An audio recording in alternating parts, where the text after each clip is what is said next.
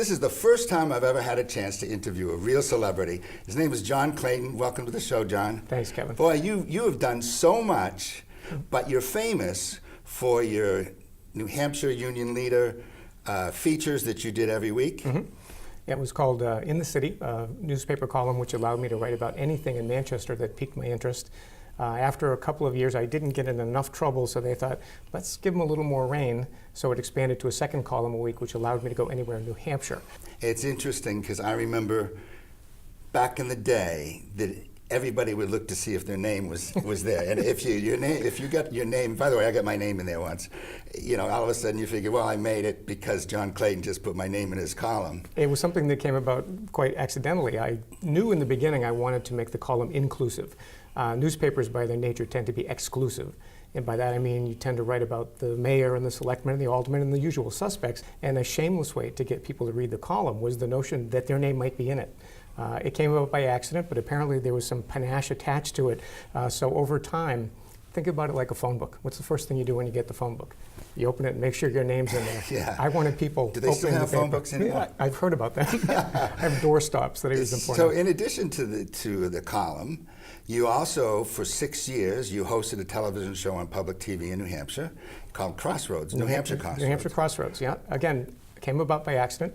My good friend Fritz Weatherby decided he was getting tired of that gig and resigned in August. And suddenly they needed a host. So they asked me if I'd take over. And 6 years and 2 Emmy Awards later. I know, I was reading about you and I said, you won 2 Emmys. I'm going, boy, that would be a really big deal for me if I ever got to do that. The big deal for me is that when I got the Emmy certificate, they spelled New Hampshire wrong. They transposed the letters. And I like to tease my TV friends that, you know, that's what happens when you go from newspapers to television. So in addition to that, you're an author. You've written 7 books. And what is the nature of these books? Well, like most newspaper columnists, I shamelessly decided to put together an anthology. The beauty of that being is you do the work once and you get paid twice. The first book was phenomenally successful. I had no idea whether I'd be driving around with them in the trunk of my car for 20 years. But within 6 weeks of it having been published, I was sold out. Now, with all of these things in, I have to just read a list here of some of the accolades here. That you're in the Manchester Boys and Girls Club Hall of Fame. I know that's. By the way, I spent a lot of time with them. I've done a lot of support for them. And you're also Catholic War Veterans of America National Media Americanism Award. Mm-hmm. And Public Radio's Most Influential People in New Hampshire. With people like Crystal McAuliffe, and Dean Kamen, and David Souter. They picked 25 of us. They felt had a disproportionate impact on life in New Hampshire in that time frame. So it's really humbling to be in company of those people. So you've been through all these different stages of your life doing these different things. What was your favorite? Oh, the newspaper columnist was the best because I had wanted to be a journalist when I was even in grade school. I knew I wanted to be a writer. And writing for newspapers allows you to do so every day, as opposed to being a novelist and slaving away in anonymity somewhere, the starving artist who I did not want to be. I was able to work at my craft every day.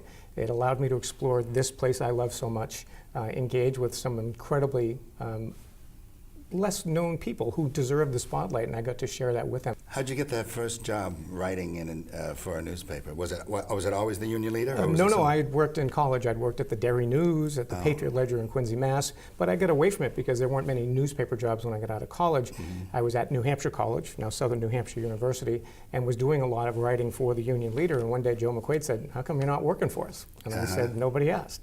Wow. He asked. Let's say, what's the weirdest thing that ever happened to you, either on TV or through your notoriety in the Union Leader? Well, things just, you know, this notion of being a celebrity is something I had never even considered. I was asked to be the Grand Marshal for the Santa Fun Parade one year, which I did in a Hawaiian shirt because that's kind of a trademark of mine. Yeah, in television, what was your most memorable TV show that you did? Well, we did a program with New Hampshire Public Television called Remembering New Hampshire Remembered, and one of the segments was about a famous group of swimmers from Manchester called the Amoskeag Brownies. Mm-hmm. And the beauty of that for me is that my grandfather, Ted Leaf, was one of the Brownies. They used to swim at the Amoskeag Ledge at an abandoned quarry here in Manchester, and we had this fabulous picture of my grandfather that appeared in a German newspaper in 1924 of him diving from a platform atop a tree atop the ledge edge at the Muskeg, about 129 feet. Does that place still exist? No, it's been filled in. It became a public health hazard, so they filled in, so it's not there. But it's celebrated in fame and fortune, and through my friend Fritz Weatherby, we actually got footage, newsreel footage of the Brownies Winter Carnival in 1929. So I'm sitting perched on the edge of the ledge where my grandfather used to dive. I'm not big on heights, and I'm being filmed talking about their exploits. So that was an incredible opportunity, and we can thank Ted Turner and his folks for letting us borrow that footage. If you had to do it all over again, would you change it? I would love to tell you this was a carefully plotted course. Random chance has played a factor in my career so many times I can't even begin to count. But what a ride. Now, what would you give for advice to somebody who's younger and they don't even have to be younger, somebody who's trying to get into the business of communication?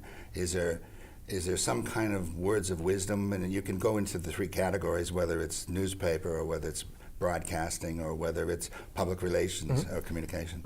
The answer is the same regardless, is have as many tools on your belt as possible. Don't put out of other the likelihood that you'll do television, because you might. I did not plan on it. It was put in my lap and I embraced it. The same thing with public speaking. Don't be afraid to practice and get better at it. All of those components of communication will one day be a tool or weapon in your arsenal, if you will, in terms of finding a job. So be open to new opportunities because they open doors in other ways you don't envision. I appreciate you taking time to be with me today. I'm guarantee I'm going to run into you and your wife, Colleen, probably at one of the favorite watering holes that I have. Adult beverages will be involved. Yeah, yes. Adult beverages, yeah. In fact, I think it's getting around, I think it's after 5. I think maybe I need to go and take you for a drink somewhere. This is your round. Okay, thanks a lot. Hey, thank Kevin, you very thank you. much. We're going to be right back after these messages.